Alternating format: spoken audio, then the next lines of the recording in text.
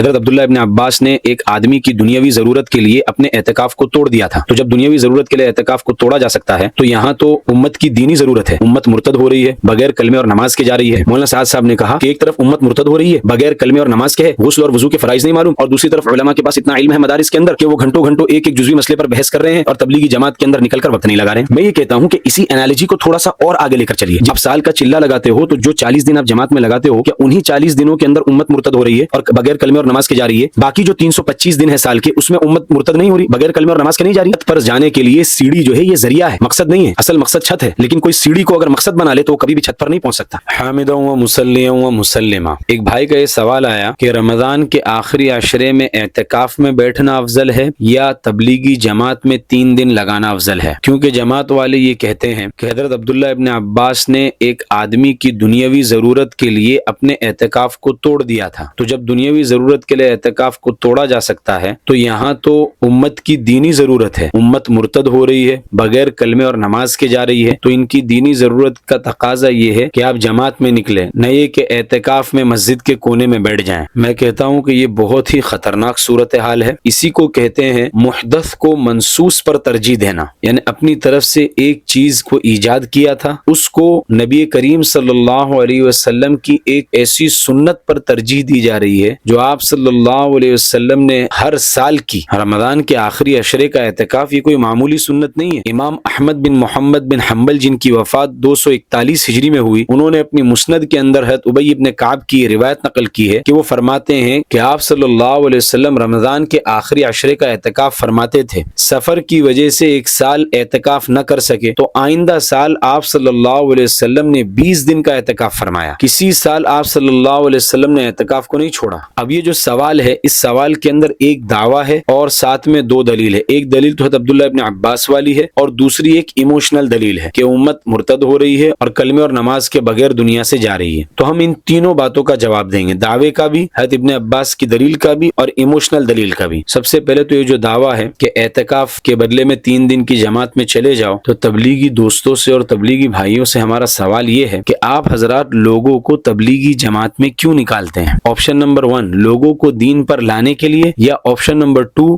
جماعت میں نکال کر جماعت میں نکالنے کے لیے. تو اگر جماعت میں جانے کا مقصد یہ ہے کہ لوگ دین پر آ جائے اور لوگوں کی زندگیوں میں دین آ جائے، تو رمضان کے آخری عشرے کے آتے ہی یہ دین پر چلنے کا تقاضا آ چکا. اب جو جماعت میں جا کر آپ نے سیکھا تھا کہ ہم کو اپنی زندگی دین پر لانا ہے، جو پریکٹس آپ نے کی تھی اس پر عمل کرنے کا اب موقع آ گیا ہے، اور نبی کریم صلی اللہ علیہ وسلم کی سنت کو ادا کرنے کا موقع ہے اعتکاف. تو جماعت میں جا کر جس چیز کے لیے مشق کی تھی، جب اسی پر عمل کرنے کا موقع آیا تو آپ اگر ان سے یہ کہیں گے کہ واپس جماعت میں چلو، تو یہ تو سرکولر ٹریپ ہے. اسی کو کہتے ہیں قلب موضوع، یعنی لوگوں کو جماعت میں نکالا تھا دین پر چلنے کے لیے، جب دین پر چلنے کا موقع آیا تو گول گھما کر واپس ان کو جماعت میں نکال دیا. بھائی پہلے لوگوں کو جماعت میں نکالا جاتا تھا دین پر لانے کے لیے، اور آج دین کے کام چھڑوائے جا رہے ہیں جماعت میں جانے کے لیے. کہ آپ اعتکاف میں بیٹھ رہے ہو، اس سے بہتر یہ ہے کہ رمضان کے 4 ہفتے ہوتے ہیں، ہر ہفتے کے 3 دن لگا دو. یہ ایک سرکولر ٹریپ ہے جس میں تبلیغی جماعت والے بری طرح پھنس چکے ہیں. جتنا جلدی شیطان کے اس ٹریپ کو سمجھ جائیں گے اتنا جلدی محفوظ ہو جائیں گے، اور اگر تاخیر ہو گئی تو بہت بڑا نقصان ہو جائے گا. اس کی میں آپ کو ایک حصی مثال دے دیتا ہوں تاکہ بات عوام کو سمجھنا آسان ہو جائے. کسی جگہ پر بیماری بہت زیادہ پھیل گئی تو کچھ لوگوں کو نیکی کا بڑا جذبہ پیدا ہوا کہ ہم ایمبولینس سروس شروع کر دیتے ہیں، جتنے لوگ بیمار اور زخمی ہوں گے ان کو یہاں سے لے کر اسپتال تک پہنچائیں گے اور ہمیں بڑا ثواب ملے گا. اب یہ جو نیکی کا جو جذبہ ہے کہ بیماروں کو اور زخمیوں کو اسپتال تک پہنچانے کا، اس نیکی کے جذبے کا ایسا اوور ڈوز ہوا کہ جو بیمار اور زخمی اپنے گھروں اور اپنے علاقوں میں تھے ان کو تو لے جا کر وہ اسپتال پہنچانے لگے، لیکن جو مریض اور زخمی اسپتال میں آلریڈی موجود تھے ان کو اسپتال سے نکال کر باہر لے گئے، اور باہر لے جا کر پھر کہا کہ چلو ہم تمہیں اسپتال لے کر جائیں گے. جتنے زخمی اور مریض اسپتال میں موجود تھے ان کو بھی اسپتال سے باہر نکال دیا کہ چلو ہم تمہیں اسپتال لے کر جائیں گے. یہ کیسی بے وقوفی ہے؟ تو اس لیے ہم یہ کہتے ہیں کہ جو تبلیغی جماعت کا مروجہ کام ہے یہ ایک محدث کام ہے. مولانا الیاس صاحب نے اس کو شروع کیا ہے. یہ آپ صلی اللہ علیہ وسلم کی سنت کے اوپر اس کو ترجیح دینا یہ بہت بڑی گمراہی ہے. مسند احمد ہی کی یہ روایت آپ سن لیجئے کہ آپ صلی اللہ علیہ وسلم نے فرمایا کہ جو قوم بھی کسی بدعت کو شروع کرتی ہے تو اسی بدعت کے مثل سنت ان سے اٹھا لی جاتی ہے. تبلیغی جماعت والے بھی اپنے آپ کو اس اعتکاف کی سنت سے محروم کر رہے ہیں، کیونکہ انہوں نے اپنے مروجہ کام کو جو صرف اور صرف مباح تھا اس کو انہوں نے دین کا درجہ دے دیا. اس لیے وہ اعتکاف خود تو کیا کرتے، جو لوگ اعتکاف کر رہے ہیں انہیں بھی روک رہے ہیں کہ آپ اس سنت کے بدلے میں ہمارے ساتھ اس کام میں لگ جاؤ. ہم یہ نہیں کہتے کہ سارے تبلیغ والے اعتکاف میں بیٹھ جائیں، کچھ لوگ جماعت میں بھی نکل جائے اور کچھ لوگ اعتکاف میں بیٹھ جائے، لیکن جو لوگ اعتکاف میں بیٹھ رہے ہیں آپ کا ان کو یہ کہہ کر روکنا کہ اعتکاف کے بدلے میں جماعت میں چلو، یہ غلط ہے. ہم یہ کہہ رہے ہیں، ہم آپ سے یہ نہیں کہہ رہے کہ سارے تبلیغ والے اعتکاف کے اندر بیٹھ جائیں. جو اعتکاف میں بیٹھنے والے ہیں ان کے اعتکاف کی سنت کو اپنے تبلیغی کام کے مقابلے میں حقارت سے نہ دیکھیں،